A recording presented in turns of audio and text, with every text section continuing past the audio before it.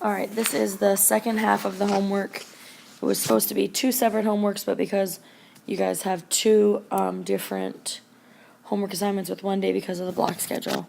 So your homework assignment was page 104, 105. It was 16 to 26, and then 66 to 82. So this is the second half, which is 65 to 81 odd. All right, here we go. All right, this is where you really have to pay attention to the less than or greater than signs because they're going to alternate back and forth. All right, first thing we need to do is make sure that the absolute value is isolated. In this case it is, and then we need to verify, is it a less than or greater than sign?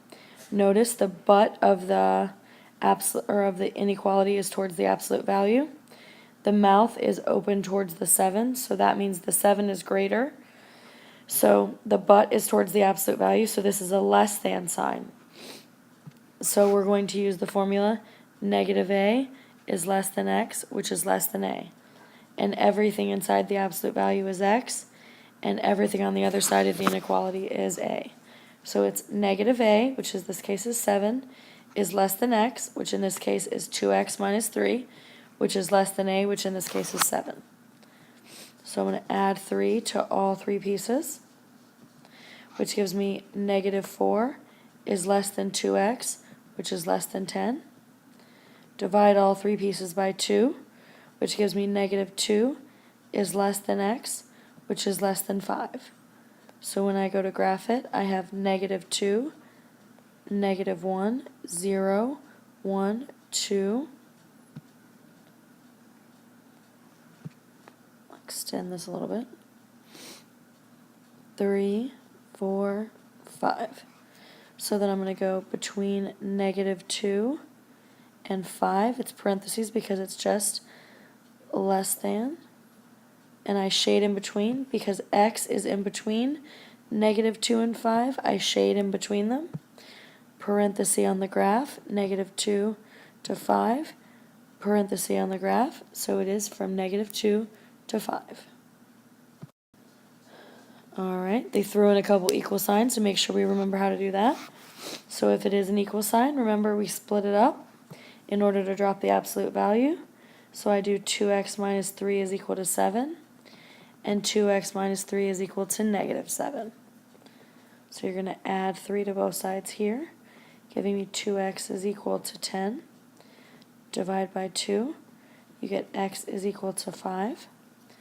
Then over here you're going to add 3 to both sides, giving me 2x is equal to negative 4. Divide both sides by 2 and you get x is equal to negative 2. So your solution set is negative 2 and 5. Okay, here, going to make sure that the absolute value is isolated. It is. I'm looking with a greater than sign because the mouth is open towards the absolute value. So the formula I'm going to use is x is greater than a, or x is less than negative a. Because I have an or equal to sign, I'm going to give both my formulas an or equal to. Everything inside my absolute value is x. Everything on the other side of the inequality is an a. So it says x is greater than or equal to a. Everything inside my absolute value is x, which is x minus 5, is greater than or equal to a, and in this case a is 12. Or x, which in this case is x minus 5, is less than or equal to negative a, and in this case a is 12. Add 5 to both sides. You get x is greater than or equal to, what is that, 17? Or add 5 to both sides. X is less than or equal to negative 7. Okay, so now I need to graph this. So I've got negative 7, negative 6, negative 5, negative 4, negative 3, negative 2, negative 1, 0, 5, 10, 15. Okay, so negative 7, x is less than or equal to negative 7. Here, let's color code it again. Blue here, red here. So, oops. So I've got blue here. X is less than or equal to negative 7. And then red.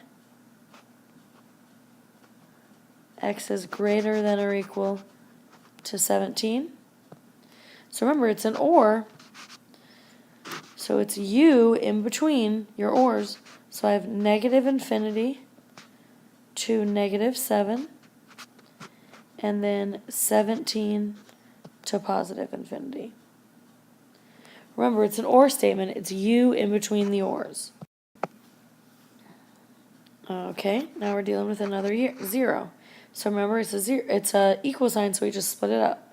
9 plus 4x is equal to 0, and then 9 plus 4x is equal to negative 0.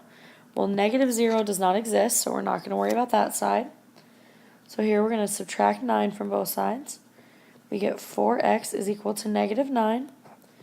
Divide both sides by 4, and we get x is equal to negative 9 over 4. And that's our answer on that one. Okay, so remember, the first thing I need to do is isolate my absolute value. So I'm going to subtract 4 from both sides, giving me the absolute value of 2x plus 1 is less than 3. So now remember, it's a less than problem. So always remember, go LA. So LA is what I'm dealing with here. It's a less than problem. So it's an and. So it's negative a is less than x, which is less than a. Everything in my absolute value is x. Everything on the other side of my inequality is a.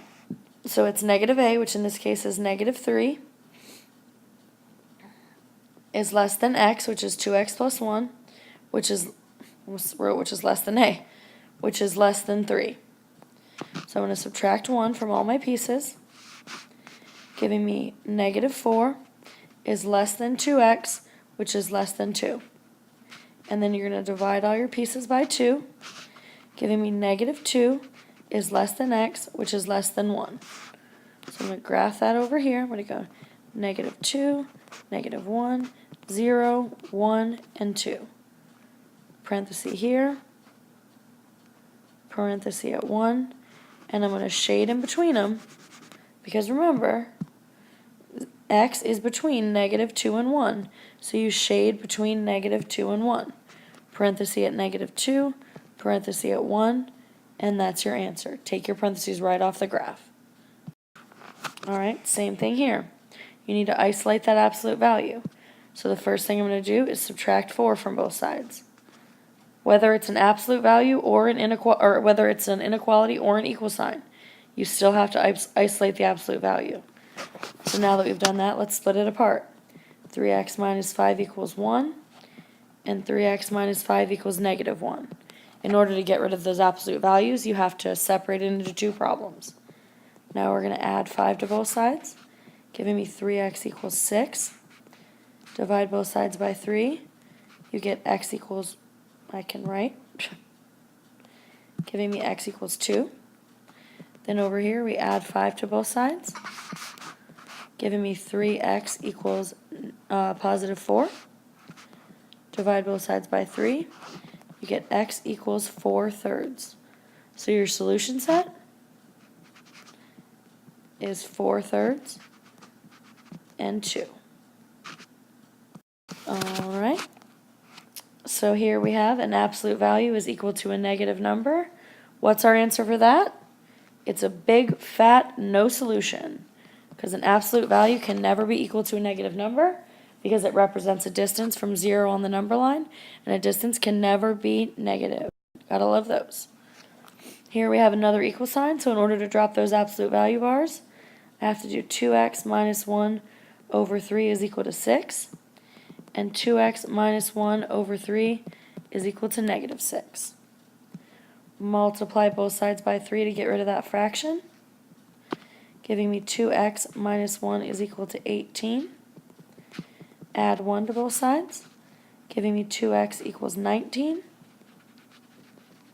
Divide both sides by 2. You get x equals 19 over 2 on the left side here. Over here, multiply both sides by 3. You get 2x minus 1 equals negative 18.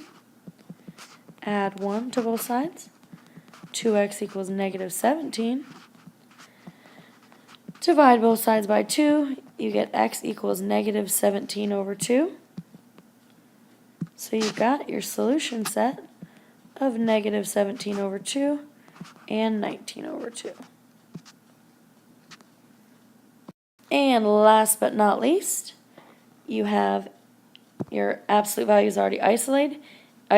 It's a greater than problem. So you have x is greater than a, or x is less than negative a. So we're going to say everything inside our absolute value is x, and everything on the other side of our inequality is a. So we're going to say 3x minus 5 over 6 is greater than 5, or 3x minus 5 over 6 is less than negative 5. Alright, we're going to multiply both sides by 6 to get rid of that fraction, giving me 3x minus 5 is greater than 30. I'm going to add 5 to both sides, giving me 3x is greater than 35. Divide both sides by 3. You get x is greater than 35 thirds. That's a fun number to graph. Or, over here, multiply both sides by 6. You get 3x minus 5 is greater than negative 30. Add 5 from both sides. Add 5 to both sides. 3x is less than negative 25. Divide by 3. X is less than negative 25 thirds. Another fun number to graph. Okay, so let's graph these bad boys. Alright, let's see. 30, let's put them in my calculator just to get exact numbers here. Alright, I've got 35 divided by 3 is 11.6. So this is 11.6, and this is 8.3. Negative 8.3. Okay. So I'm going to say, we'll put 0 here. 1, 2, 3, 4. Make this negative 5. Make this negative 10. Make this 5. Make this 10. Okay. So we'll say negative 8.3, we'll say is about right here.